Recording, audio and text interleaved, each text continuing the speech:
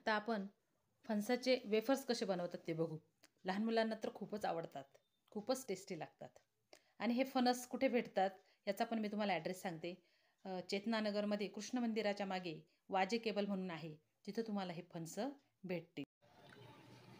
हे फणसाचे गरे, मी तुम्हाला हे फणसाचे गरे कसे काढायचे हे मागच्या व्हिडिओमध्ये दाखवलेलंच आहे. आता हे फणसाच्या गऱ्यांपासून आपण वेफर्स बनवणार आहोत. खूप छान कुरकुरीत असे वेफर्स बनतात. आता हे फणसाचे गरे असे कापून घ्यायचे. हे बघा, बी काढून टाकायचा, त्याच्यातले हे साफ करायचं आणि हे असं बारीक बारीक एकदम असं कापायचं.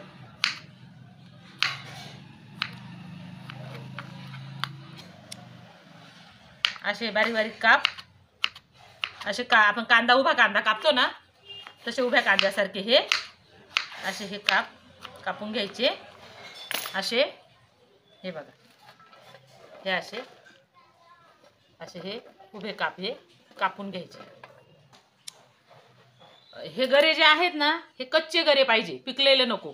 कच्च्या गऱ्यांचे वेफर्स खूप छान होतात, बटाट्याच्या वेफर्स सारखे.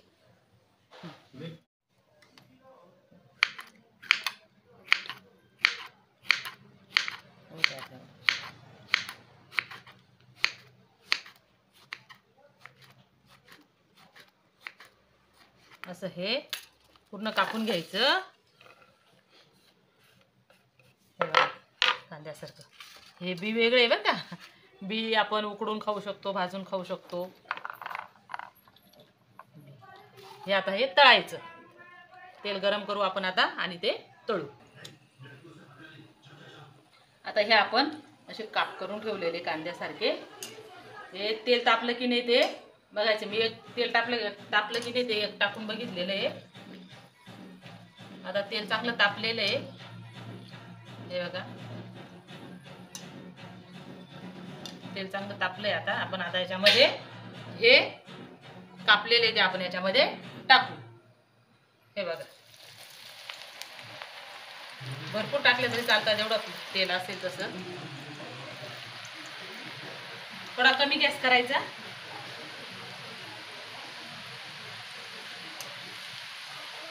हे असे थोडेसे पिंक कलर होईपर्यंत, चांगले कडक होईपर्यंत तळायचे.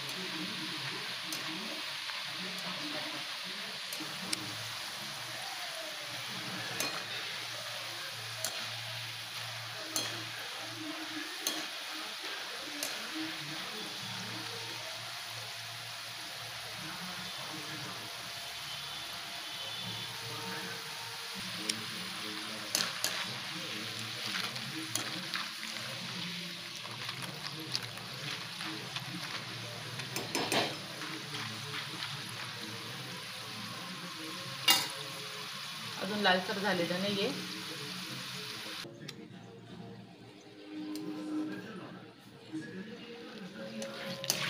बघा, आता याचा छान कलर बदललेला आहे आणि कुरकुरीत पण आवाज येतोय अगदी. हे बघा,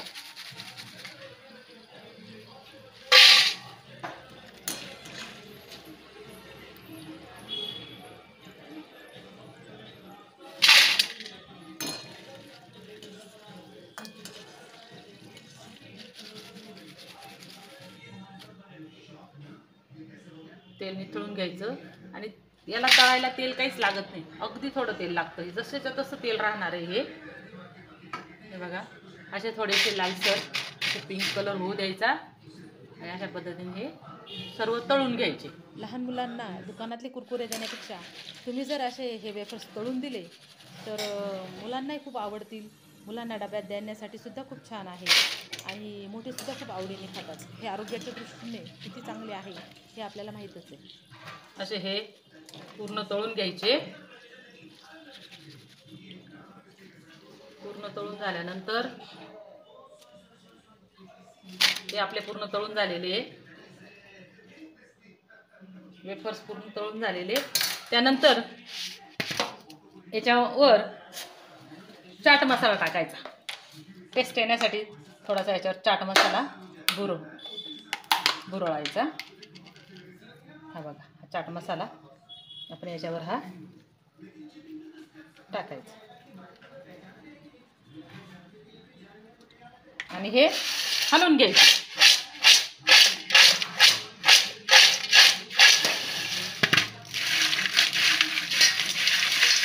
गरम गरम असा चाट मसाला त्याला असा मिक्स करून घ्यायचा.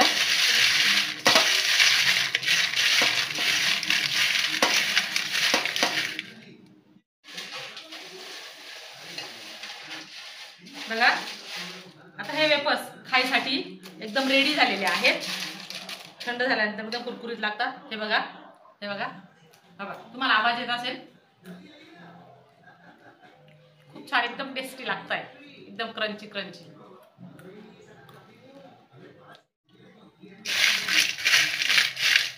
आणि हे थंड झाले की बरणीमध्ये भरून ठेवायचे किंवा डब्यामध्ये भरून ठेवायचे आणि मुलांना थोडे थोडे खायला टाईमपास म्हणून एकदम छान वाटतात. आणि ते 8 दिवस 15 दिवस असे राहू शकतात, खराब होत नाही.